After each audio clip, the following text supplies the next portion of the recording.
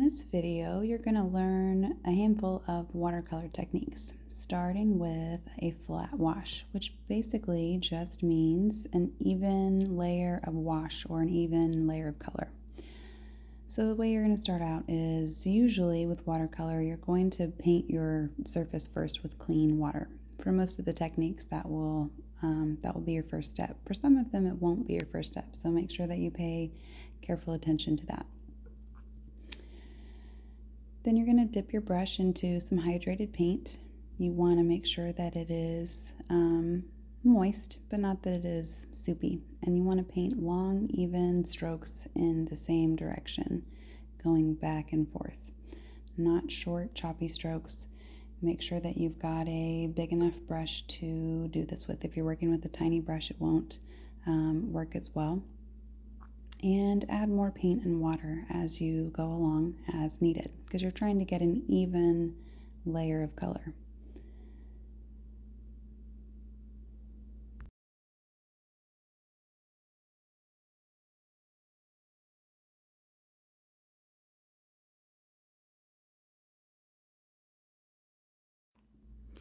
For a gradient, you're trying to show a value scale basically in your work. So again, you're going to paint first with water.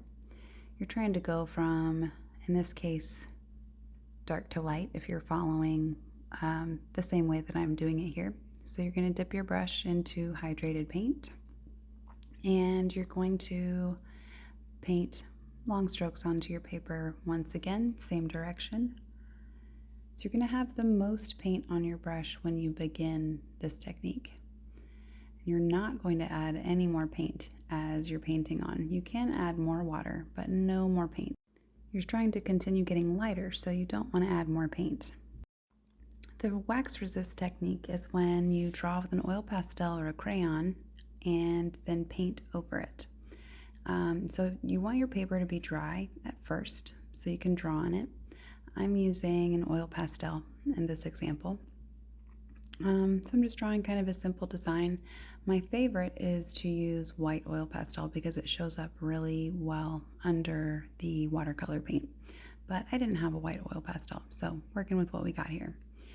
After you finish drawing in your design, then you're going to paint with clean water, just like you've done before. So start off with dry paper, draw on it, and then paint with clean water.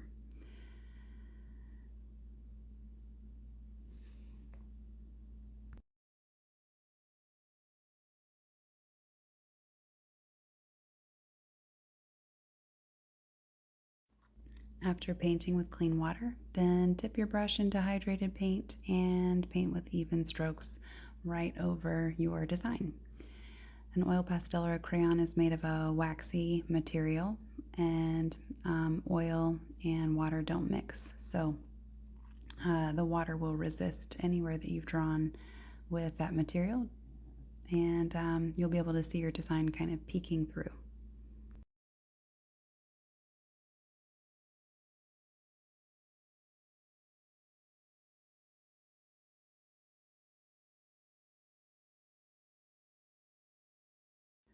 A tape resist is when you're using tape to resist the paint and sort of protect your paper. So the way that you do this technique is you keep your paper dry and then you apply tape to your paper. This is used a lot to tape a border around your painting. It helps keep your paper flat, but you can also use it with designs.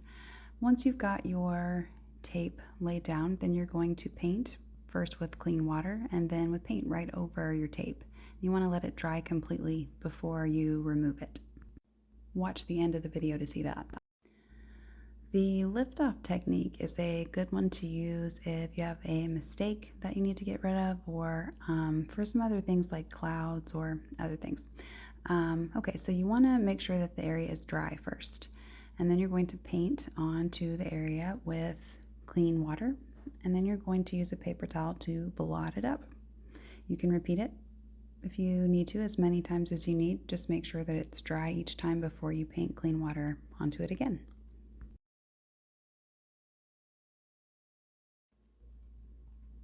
A two-color blend is basically where you're blending two or more colors together.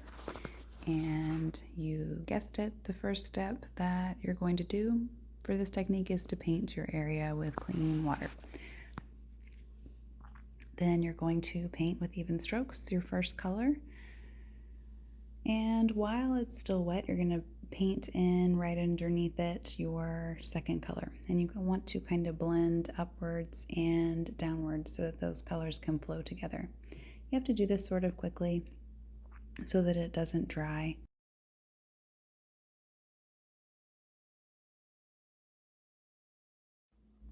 The next technique is called dropping in, and this is sort of an experiment with how paint reacts when it's wet and you add more wet paint to it. So just like most of the other techniques, you're going to get your paper wet first by painting clean water onto the surface. It has to be clean, otherwise your paint will not look, it won't look very good.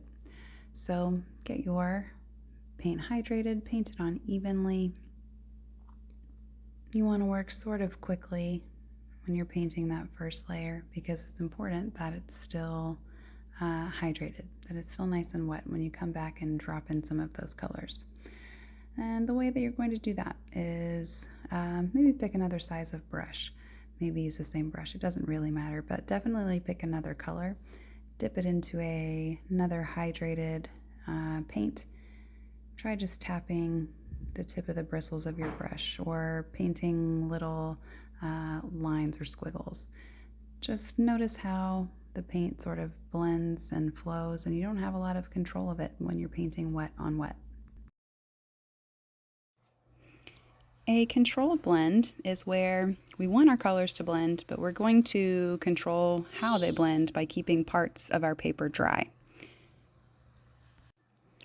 So for this one, make sure that your paper is completely dry. And then you're going to paint some cross-hatching lines, starting with a cool color. So paint lines of a cool color in one direction, just like I'm doing here.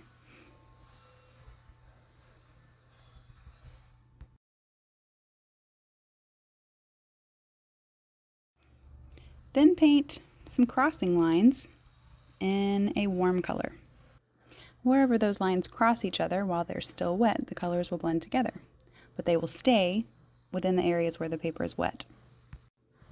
Wet on wet is really similar to color dropping, meaning that you are allowing your wet paint to react with the wet areas of your paper to make blurred, soft edges and shapes. So you're going to paint the background. You can paint a color, or you can just paint with clean water onto paper. And once you've got your surface hydrated, then you're going to immediately afterwards, while the paper is still wet, you're going to paint some lines, some dots, and some shapes onto your wet background.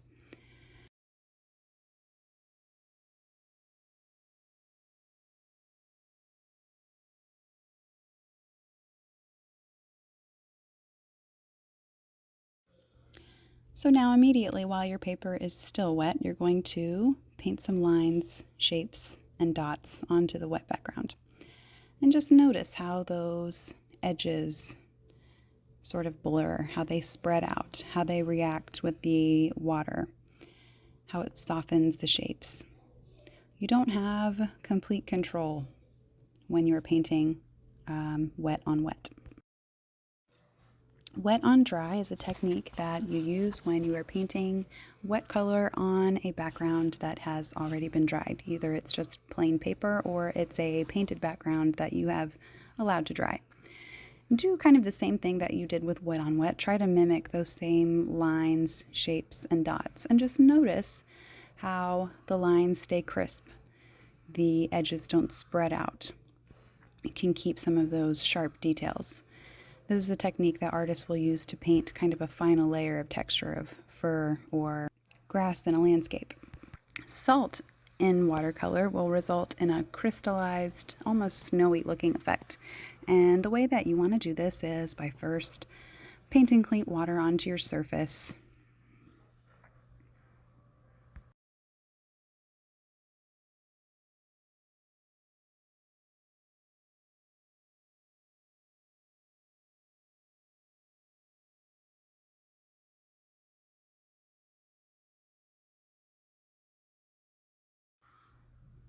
then dip your brush in hydrated paint and fill in the area. And for this technique to work, you have to go kind of quickly. You want your paint to remain wet on your paper. If your paint is not wet, then it won't work.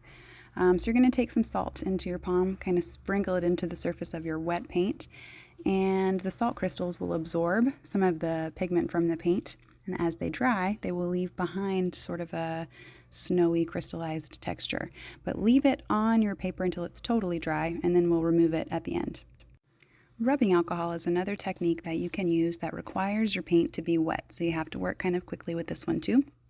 You're going to start by painting clean water on your background. Clean water is very important if you haven't been able to tell so far throughout this video. Clean water is key.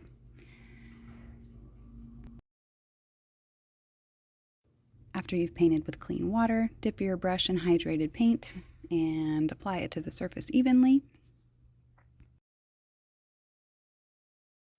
And then while your paint is still wet, it's very important for it to still be wet, you're going to dip your brush or a Q-tip into rubbing alcohol and tap and drip the rubbing alcohol onto the surface. If your paint is still wet, then it will form these little circular shapes as it absorbs and spreads the pigment onto your paper. Splatter technique is a fun one. I split my paper into two sections. I got one part wet and one part dry, so you can kind of compare. If you're doing this as the last activity, then you should have a pretty good idea of what's going to be happening. On the wet side, your splatters will kind of spread, and on the dry side, they'll stay a little bit more wherever you place them. So on the wet side, use clean water to get your paper wet. I always like to paint a little background. You can also just do this technique on wet paper. Once you've got your background wet, then you're going to dip your brush into hydrated paint, and you're going to kind of run your fingertips along the bristles so that it splatters that paint in your area. You want to be careful of other stuff that might be nearby. Be aware, this one can get messy. Do the same thing on the dry side, but remember your paper is dry, so those little splatters won't spread out as much.